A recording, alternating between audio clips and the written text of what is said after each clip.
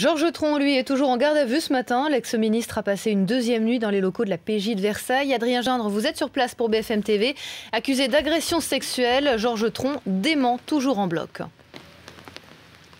Il nie férocement, plus exactement avec combativité, agressivité et fermeté. Ce sont les mots de son avocat hier soir. Il nie donc toutes les accusations de viol et d'agression sexuelle depuis 44 heures maintenant. Il débute sa garde à vue lundi. Il est toujours en ce moment même entre les mains des policiers. Mais ceci dit, cette garde à vue va s'arrêter aujourd'hui, au plus tard à 14 heures, puisque c'est la règle en matière de procédure judiciaire. Une garde à vue ne peut pas durer plus de 2 fois 24 heures. Alors justement, Adrien, que peut-il se passer dans les prochaines heures ?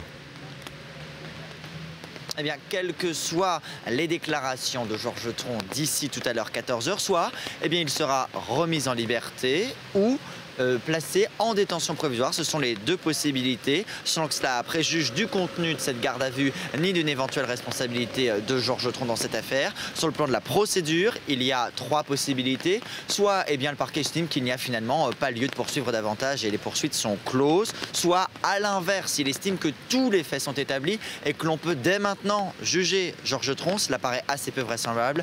Le plus vraisemblable en fait, ce serait que le parquet confie l'affaire à un juge d'instruction avec l'ouverture d'une information judiciaire, ce qui voudrait donc dire de nouvelles investigations et donc le début d'une longue procédure pour Georges Tron.